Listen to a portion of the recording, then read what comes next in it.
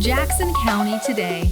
Hot topics, relevant stories, and news developments that affect our community. How does the Jackson County budget get decided each year?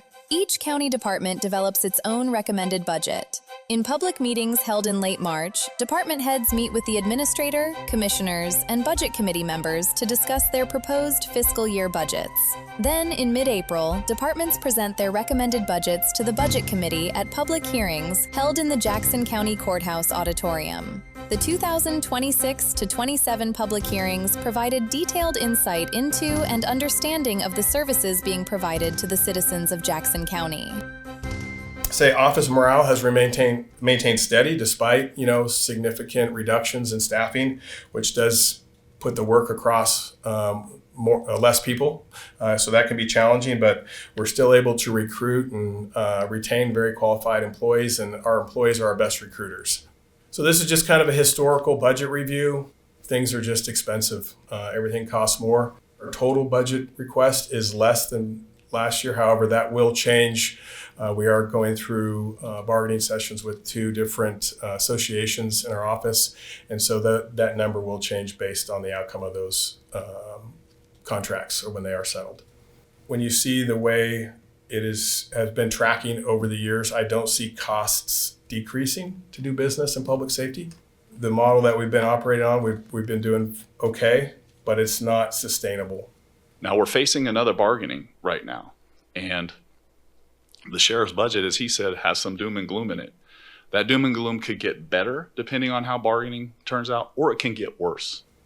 As far as I've been able to cost right now, the union's proposal to us, the big union, will cost us another $15 million over 3 years.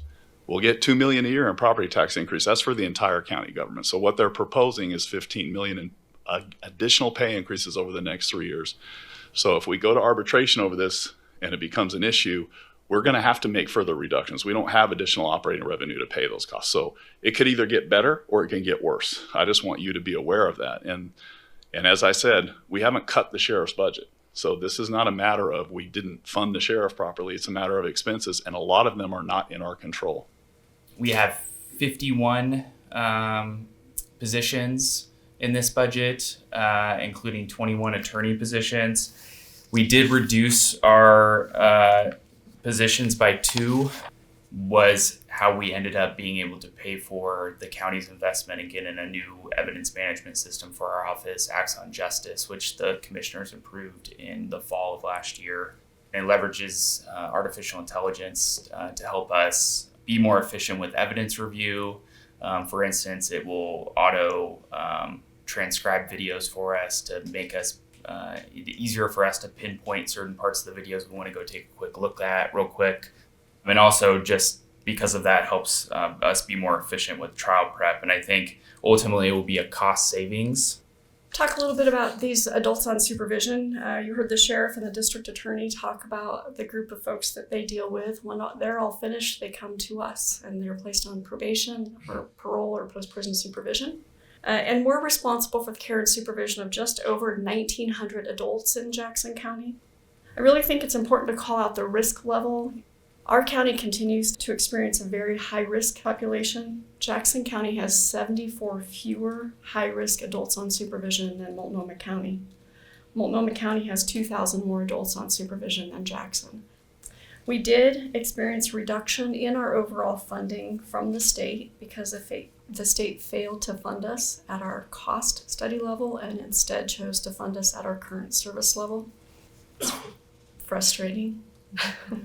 This resulted in a difference in this year's budget, and that includes a reduction of 10.5 positions within community justice. And lastly, our jail release resource program. We're incredibly proud of this program. This is where we have 2 community justice officers stationed in the jail and paired with deputies.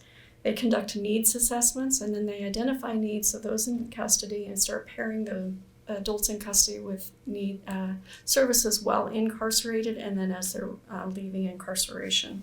This program started on May 5th of 2024. At the end of December 2025, we had 964 participants. They're all voluntary. And almost half have not returned to custody since participating and being connected to these services. That's a fairly important statistic. Thanks.